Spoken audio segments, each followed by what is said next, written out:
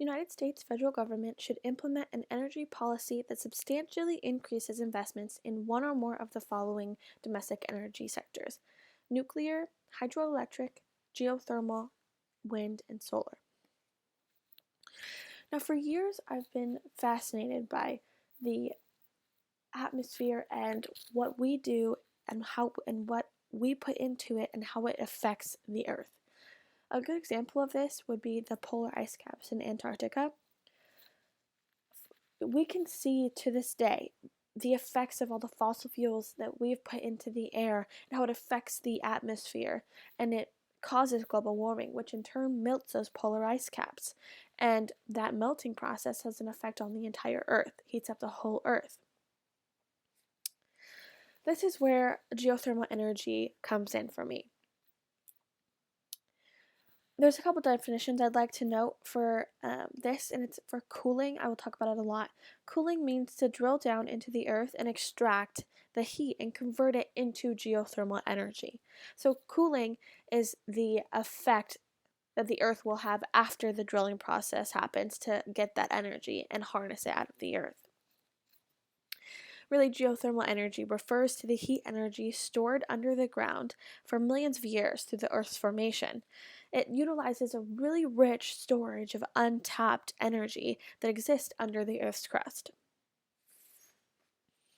Now, we can see this type of drilling examples in this technique used in like fisheries and mineral recovery. It's the same type of idea, whereas you start drilling down into the earth and you sort of push your way out into back again, and it's a sort of cycle of energy. You're pushing in energy in order to get energy out, and it's a fantastic way to reuse it. It's reusable, it doesn't really run out, and it has great effects on the environment. Now, the scientific area of study that's used to come up with geothermal energy is geophysics, which is a very fancy word for really four branches of science. The first is the study of solid earth. The second is the study of water.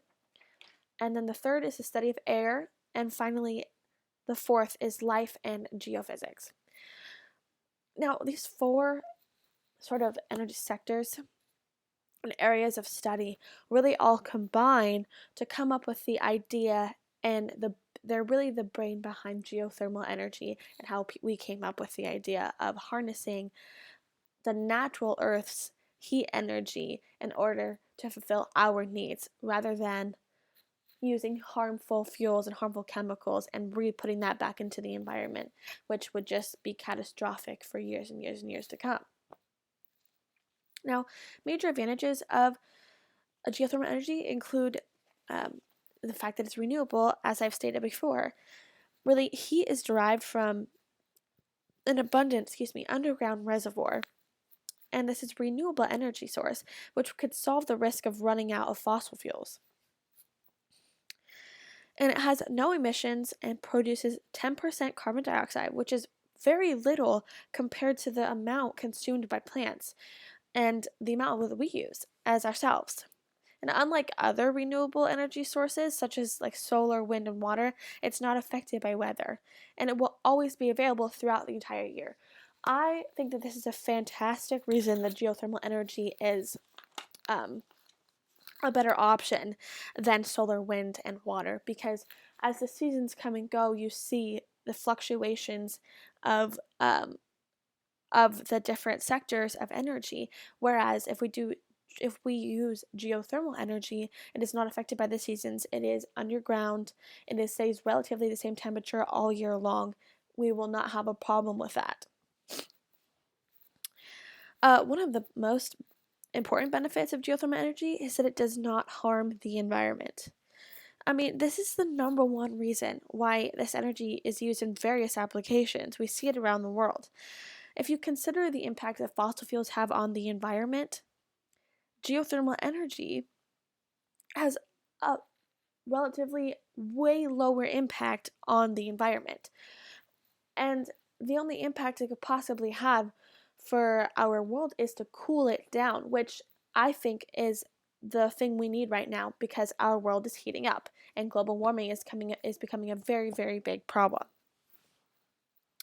Now, the water sources for this, the heat pumps offer superior performance, which because water transfers heat 10 times more efficiently than air and 15 times more efficiently than refrigerant, a refrigerant system, this would be the optimal um, energy source and how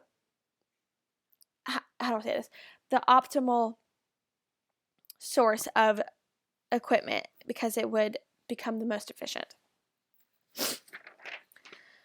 Now, geothermal systems are recognized by the United States Environmental Protection Agency as the most environmentally friendly, and they're cost effective and they're energy efficient, and they're heating and cooling technology available.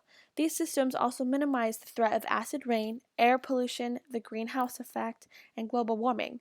And these problems are directly linked to the burning of fossil fuels.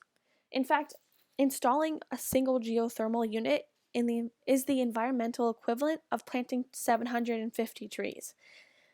And that's only just installing one single geothermal unit.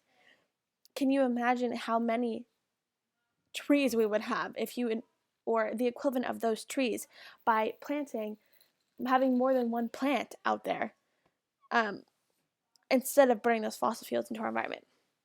Another great thing to add is that the system does not use natural gas or propane or oil for operation. There's no combustion, flames, fumes, there's no chance of carbon monoxide poisoning, which is the number one biggest problem with our fossil fuels and our oil and propane and all of the things that we use on a daily basis to fuel our houses, our cars, our anything that we need to use energy, our lights, our electricity. Everything we use is harming the environment rather than using the environment in a friendly way to get what we need from it and to be able to put back good energy and put back positive things into the environment that will help it flourish for years to come. Now, it's good to note that the number one advantage is by using geothermal energy to fulfill the needs that we have of heat, air conditioning, etc. Instead of fossil fuels, it would significantly reduce the amount of global warming and fuels in our environment, which would have a positive effect on the entire world. Not only does it have great effects, but it's also less expensive. Now, the construction and the implementation of creating geothermal plants or vents in a way is less expensive than all of the power plants that we have burning fossil fuels every single day. Not only the construction of it, but also the implementation of it. It's very cost efficient. It's actually 10 times more efficient. Now, a really, really good example of this, of a positive outcome in real life, people actually using geothermal energy, is in Iceland. Now, they started using geothermal energy in the turn of the 20th century, right at the beginning of it. And to this day, 66% of their primary energy use is geothermal. And they have claimed to have positive outcomes for everyone. Their way of life, how their energy is, the air quality, everything has just benefited from this use of geothermal energy. And they're not harming the earth anymore. Now, really to wrap up, the main things I would like to note is that overall, geothermal energy is just not only the most cost efficient, the most beneficial to our own pockets, to the earth, but it really just shows the positive way, the good option that we have of using Earth's natural energy sources and natural environment in order to get what we need from it while still being able to give back and still being able to replenish and not harm the earth while we are on it. Because really what we're trying to do is save generations to come, to stop global warming, to somehow just make it a more positive effort in making the world a better place. And I really believe that geothermal energy is the way to go for that.